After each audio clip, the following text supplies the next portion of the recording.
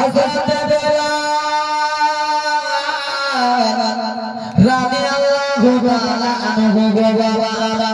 যখন আমার আপনার দয়ার নবীর কলমা ছাড়তে রাজি হলো না বেলালকে যেন আঘাত মারা হয় রে বাবা বেলালকে এত মারা ও বেলাল তুই যেন নবীর কলমা ছেড়ে দে মক্কা নগরে যত বড় লোক রয়েছে তাকে তোমাকে অর্ধেক দিয়ে দেবো এবং বাদশার মেয়ের সামনে বিয়ে দিয়ে দেবো হযরত বেলাল সেই সময় বলেছিল শোনো রে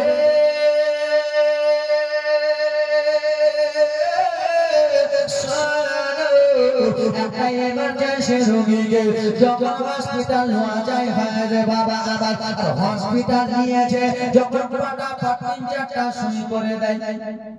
ইমার্জেন্সি রোগী চলতে পারে না হসপিটাল নিয়ে গেলে ফটাফট 3-4টা স্যালাইন মেরে দিল আর স্যালাইন যেমন মেরে দিল বাবা রোগীটা করে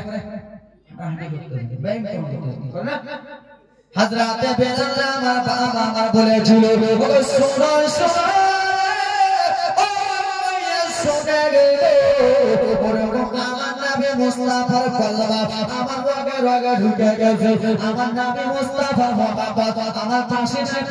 ঢুকে গেছে আমার নবী মুস্তাফার দিদার আমার শিরায় ঢুকে গেছে আমাকে জন্মে মারা কেন আমি নবীর কলমা ছাড়ব না জোরে বলুন না হযরত বেলাল কলমা ছাড়তে রাজি হলো না এবার কি করা হবে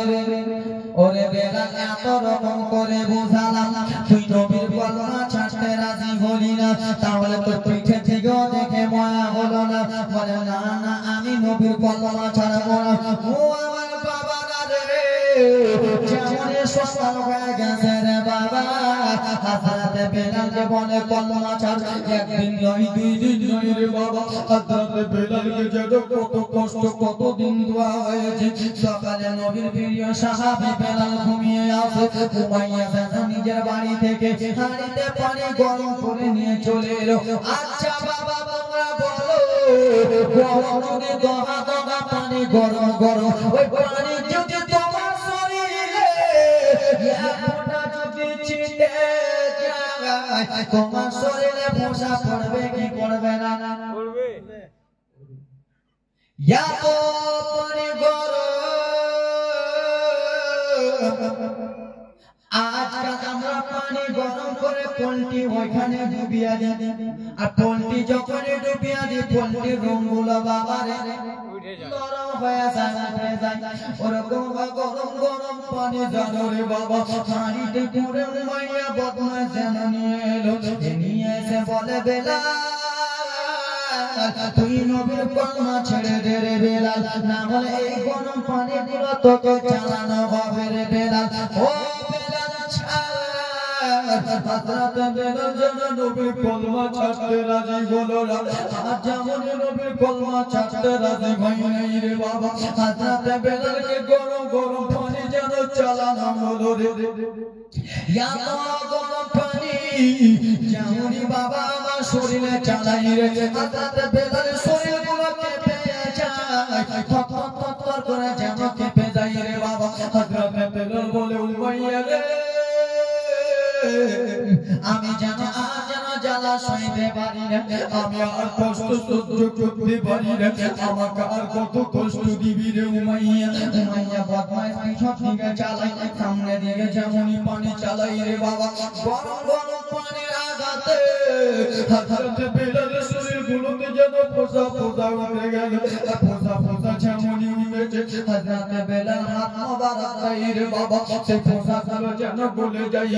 ফোঁসা যদি গলে যায় ফোঁসা কত জ্বলবে মুসলমান বলুন ফোঁসা যেন কত জ্বলবে রে বাবা বলে ওরে বেলাল নবীর কলমা ছেড়ে দে রে বেলাল আমি তো এখন তোকে ফোঁসা দিলাম এখন তোর যেন আরো আঘাত বাকি আছে হযরত বেলাল সেই সময় বলেছিল শোনো যতক্ষণ পর্যন্ত আমার জানা ছেড়ে আমি নবীর কলমা ছাড়ব না জোরে বলুন না ভালো লাগতেছে ভালো লাগছে বাবা হ্যাঁ ছেড়ে দেবো কটা বাইলো না বলেন কটা বাইলো দেখো না মৌলভী সাহেব 11:52 আর 8 মিনিট একটা অবধি বলেন না সুবহানারে আমি যদি এখন চাই তখন একটা নবীর প্রেমে পাগল করিয়ে দেব আমি যদি এখন চাই কেন আমি নিজের সুরে যদি চলে আসি না পাগলা করে বলবো কিন্তু না আমি যখন ছাড়বো আমার ভালো হবে আমি এখন ছেড়ে দেবো কালকে প্রোগ্রামটা পট করে মার করবো গলা রেখে বুঝে না আর ও আমার বাবা বেড়া মুসলমান শোনো রে ওরে আমার আল্লাহ নবীর উম্মতের দল শুনে নাও হযরত বেলাল নবী কলমা যখন ছাড়তে রাজি হলেন না হযরত বেলালকে বাবা আমার বলে বেলাল এত নিচে চলো তুই নবীর কলমা ছাড়তে রাজি হচ্ছে না ও বেলাল শুনে রে হযরত বেলালকে যেন জমিয়ে শুইয়ে দিল কলমা সুমাইয়ার বাবা নিজের বাড়ি থেকে যেন রে যেন লবণ গুলো নিয়ে চলে লবণ গুলো এসে রে বাবা আমার হযরত বেলালকে তাকাই বেলাল এই যে দেখ লবণ গুলো রে বেলাল তুই নবীর কলমা পড়েছিস তাই জন্য তোকে সইতে হবে তুই নবীর কলমা ছাড় হযরত বেলাল যখন ছাড়তে রাজি হলো না বাবা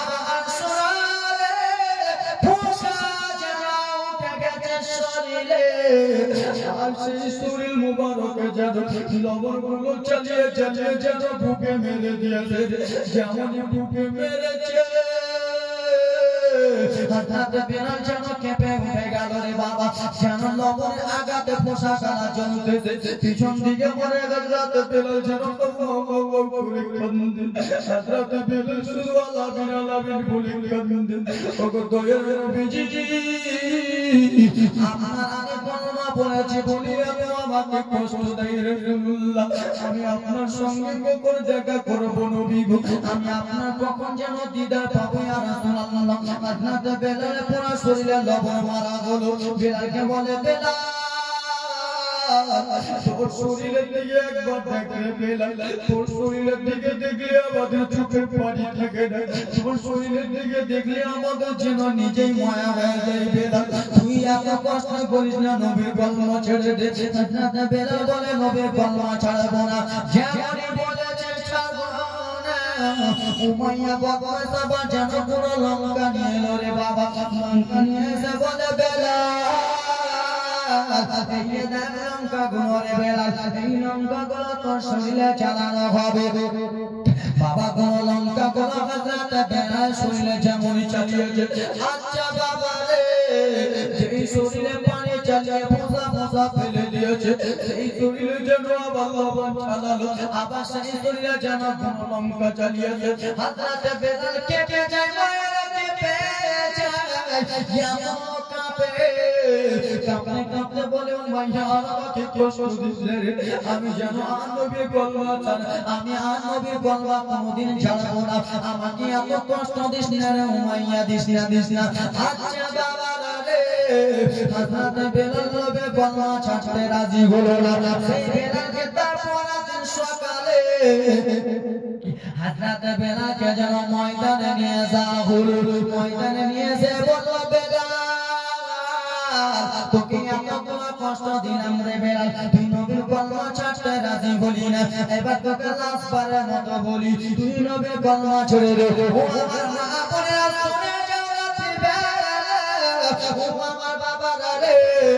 ইসলাম আমাদের কাছে নিকটে চলে এসেছে ইসলাম আমাদের কাছে সহজে চলে এসেছে কিন্তু ইসলামের জন্য বাবা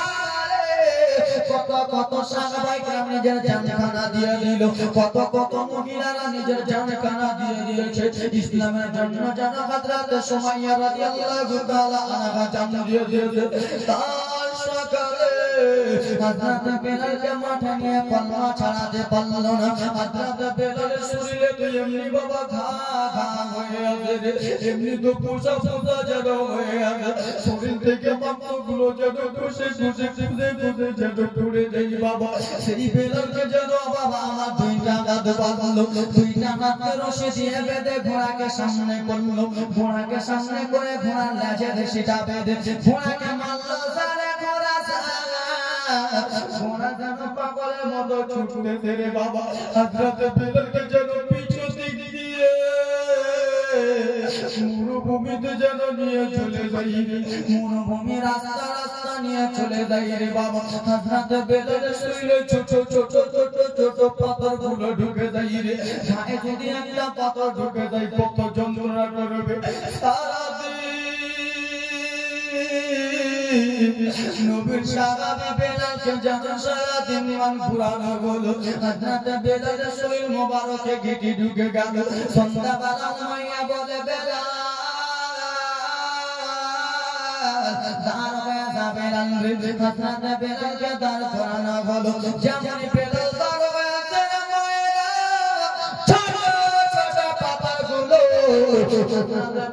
যেন পিঠ মোবারকে ঢুকে গেছে উমাইয়া বদমাশ একটা পাথর যেমন টেনে ধরে বাবা সেই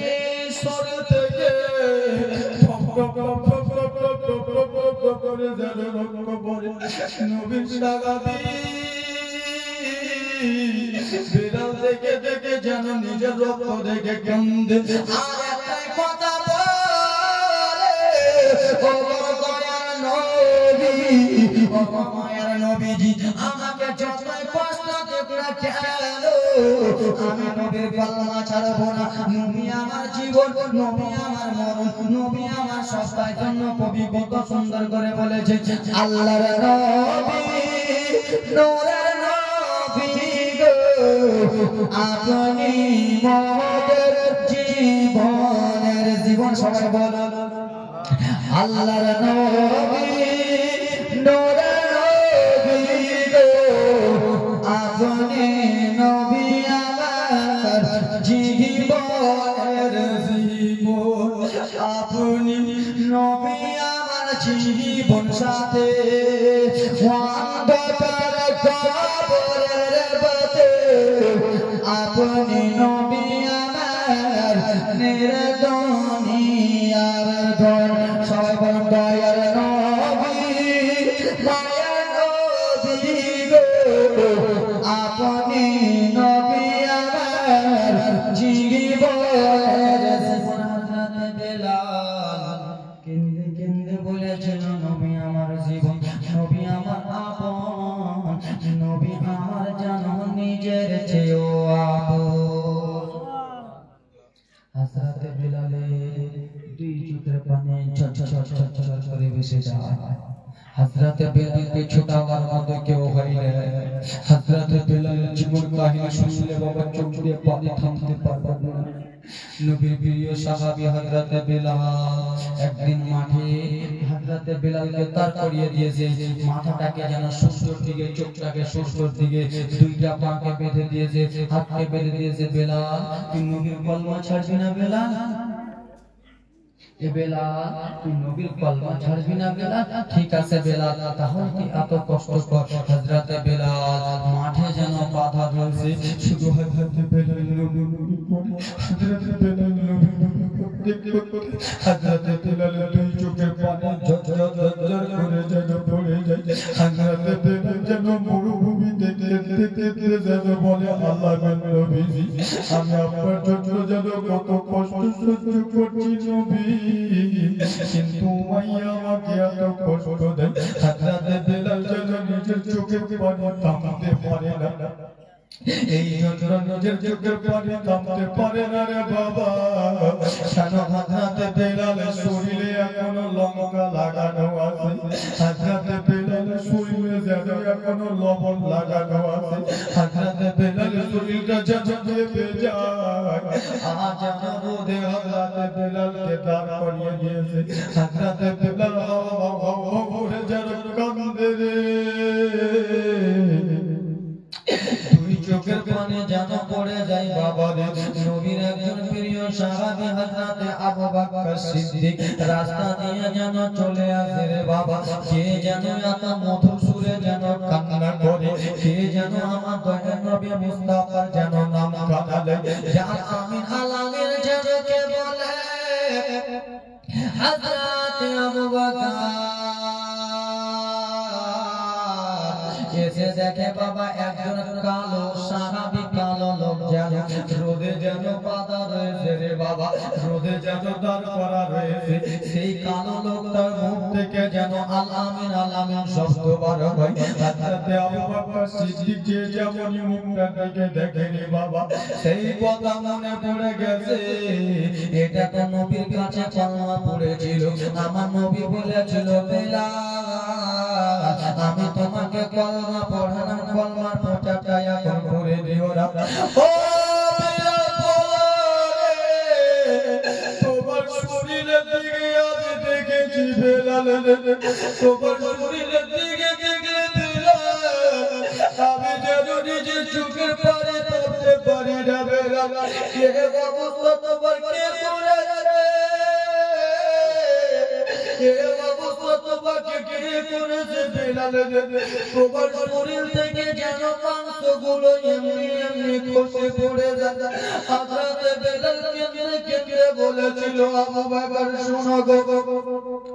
আমার মালিক মায়া সাদা করে দিয়েছে আমি নবীর কলমা পড়েছি বলে আমাকে এরকম আঘাত হয়েছে হযরতে আবু বকর সিদ্দিক বলেছিল বেলাল আমার নবী তো তোমাকে বলেছিল কলমার প্রচারটা পড়ে হযরতে বেলাল বলেছিল শোনো আমি নবীর প্রেমে জীবন দিতে রাজি আছি আমি নবীর প্রেমে মার খেতে রাজি আছি কিন্তু নবীর ভালোবাসা লুকাতে পারবো না আমি নবীর প্রেমে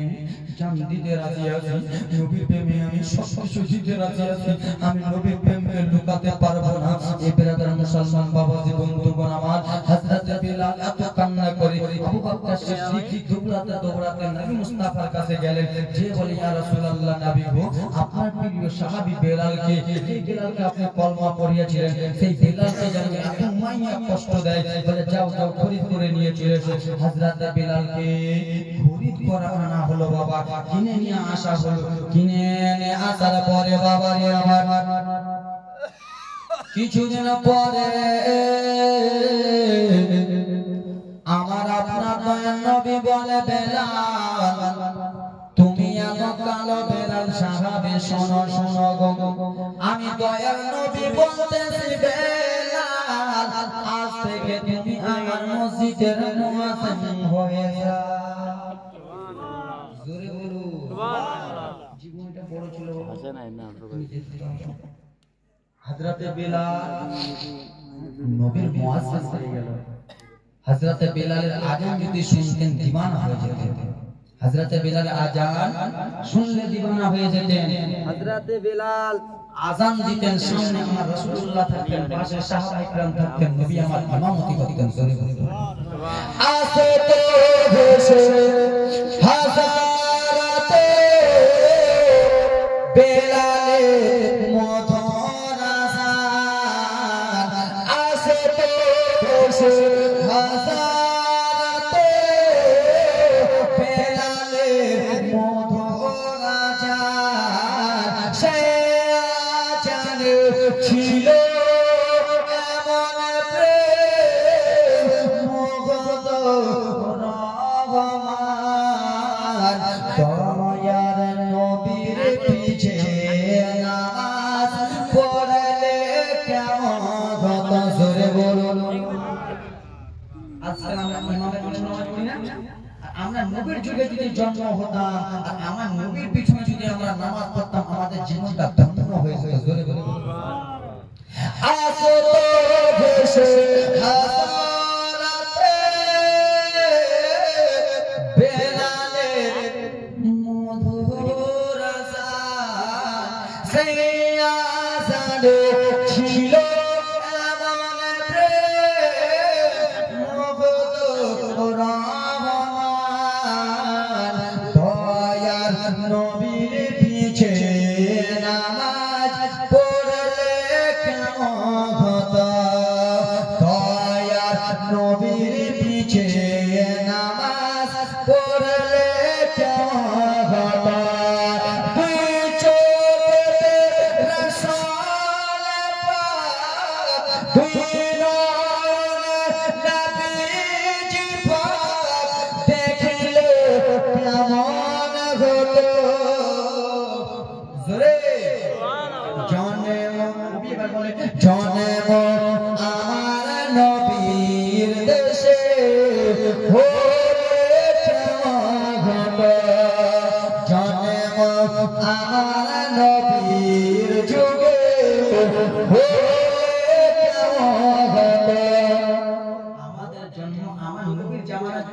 আমাদের জীবনটা ধন্য হতে কিনা এজন্য ঠিক করে জন্ম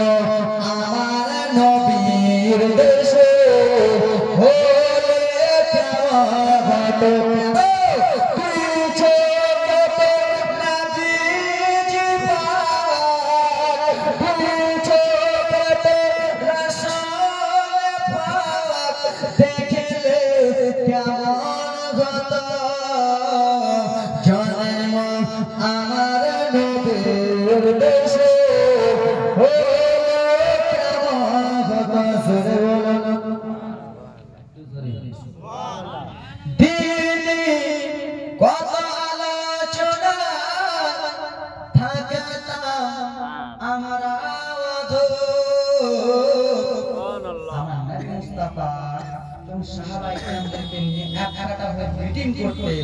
সেই সময় যদি আমরা সেই মিটিং এ থাকতাম আমাদের জীবন ধন্য হয়ে যেত জোরে বলুন সুবহানাল্লাহ দিন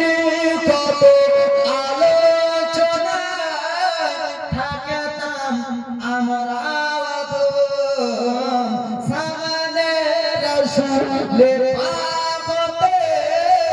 পাশে সাহাবাগণ বুবাকার উমর উসমান আলী সঙ্গী কেমন হতো দিনে কত আলোচনা থাকতাম আমি সামনে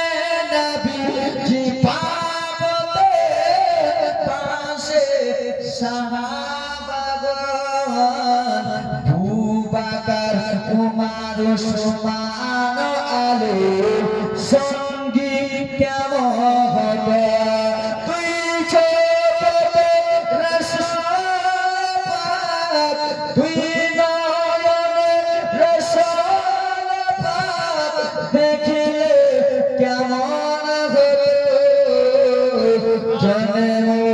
আমার নবীর দেশে কেমন হবে জোরে বলুন সুবহানাল্লাহ সুবহানাল্লাহ কেমন ছিল সেই দিনের মদিনা দেখিলে সব সাজাবে সেই মদিনা কেমন ছিল উহুদের ময়দানে সাহাবা একরাম শহীদ হয়েছে উহুদের কারবালার ময়দানে কত কত সাহাবা একরাম শহীদ হয়েছে কেমন ছিল দৃশ্য মদিনা কারবালার মদিনা বিরাট মুসলমান তাই না কবি কত সুন্দর বলে কেমন ছিল সেই দৃশ্য মদিনা দেখেছেন সব সাহাবে জোরে সুবহানাল্লাহ কত সুন্দর করে কেমন ছিল মদিনা দেখছেন সব সাহাবী নবীর প্রিয় চারজন সাহাবী আবু বকর সিদ্দিক উসমান গনি হযরত ওমর ফারুক হযরত শেরে খোদা মাওলা আলী জোরে বলুন সুবহানাল্লাহ কেমন ছিল সেই মদিনা দেখেছেন সব সাহাবে ফেলেছে শিশু হুসেন হাসান সঙ্গে দয়া নবী জোরে সুবহানাল্লাহ আমার আপনার দয়া নবীর নাতি ইমাম হুসেন হাসান বলেছিল না না আমাদের ঘোড়ার প্রয়োজন আছে না না আমরা ঘোড়ার পিঠে চড়ার অনেক শখ করতেছে না আমার দয়া নবী বলেছে ইমাম হাসান হোসেন তোমরা নিজের চোখটা বন্ধ করো তারপরে ঘোড়ার উপরে চেপে যাবা চোখ বন্ধ করেছে আমার দয়া নবী যেন নিজেই ঘোড়া হয়ে গেলেন ইমাম হাসান হোসেন চেপে গেলেন আমার নবী মুস্তাফা ঘোড়া যেমন লাগাম ধরে আমার নবী মুস্তাফা ঘোড়া ধরে চুলটা ধরে ইমাম হাসান হোসেন খেলা করেছিল জোরে বলি সুবহানাল্লাহ কেমন ছিল সেই দৃশ্য মদিনা দেখেছে সব সাহাবে ফেলেছে শিশু হুসেন হাসান সাথে দয়া নবী নবী পাক জুবানে ডাকেছে হাসান নবী পাক জবানে ডাকেছে হোসেন শুনলে কেমন হবে তুই চোখে নবীজি পাক দেখিলে কেমন হবে নবীর দেশে ও কথা জোরে বলুন এখান থেকে শেষ করলাম কথা বললাম যত বিদায় নিচ্ছি আজকের মতো আমার দাদুকে আমার উপরে মজা লাগে না তোমার পোতা না তোমার মজা হয় না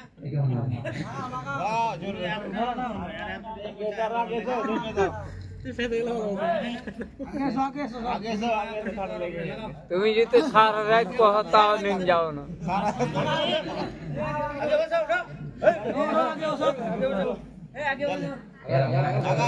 কেমন দাদু বাবা এমন মায়া করছি তোমার আগা থেকে চলে এলো লাগো আল্লাহুম্মা সাল্লি আলা সাইয়্যিদিনা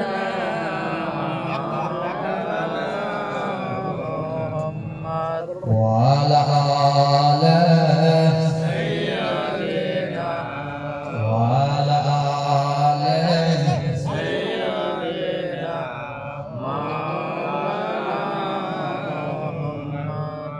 আপনারা সবাই নবীর দিওয়ানা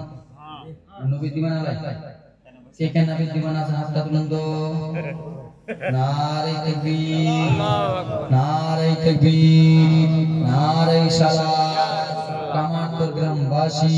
নারে তাকবীর চান্দা করতে হবে আমি চান্দার খুব করব চান্দার করব আমি মালদাতে তাফাজুল আমি সারা চান্দা ওরকম কেউ করে না। যত স্টেট মালদা দেখবেন বেশি আজমির হোসেন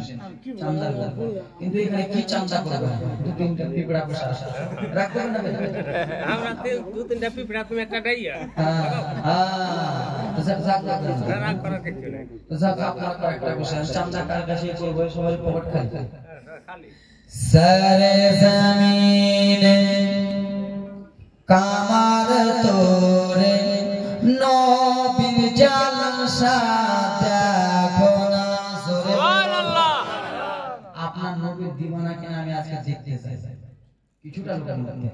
সারে জমিনে কামার তোরে নবীর জালসা দেখো না কেন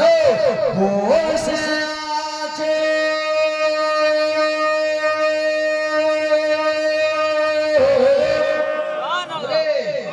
বসে আছে মেহফিলে বসে আছে জালসাতে যে সবাই নবীর দিওয়ানা সারে জমিনে কামার তোরে নবীর জালসা দেখো না সারে জমিনে কামার তোর মাদ্রাসাতে নবীর জালসা দেখো না কেন বসে আছে প্যান্ডেলেতে বসে আছে জালসাতে যে সুন্নি আশিক দিওয়ানা সারে জমিনে কামার তোরে নবীর জালসা দেখো না জোরে বলুন এই গ্রামের বাবা মায়েরা এই মাদ্রাসার প্রধান শিক্ষক তারা এটাই বলেছে সবাই এটাই বলেছে এই মাদ্রাসার প্রধান শিক্ষক এই গ্রামের বাবা মায়েরা সবাই এটাই বলেছে সবাই এটাই বলেছে আপনার মনের কথা বলবো প্রত্যেক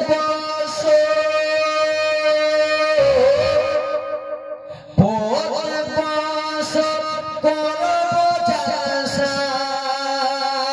প্রত্যেক সিজন করব জালসা ছেড়ে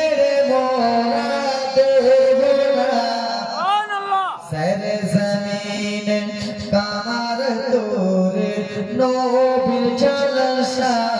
দেখো না জোরে মাস্টার বাবু 100 করে দাও তো তাহলে জোর তিনটা ছাড়ো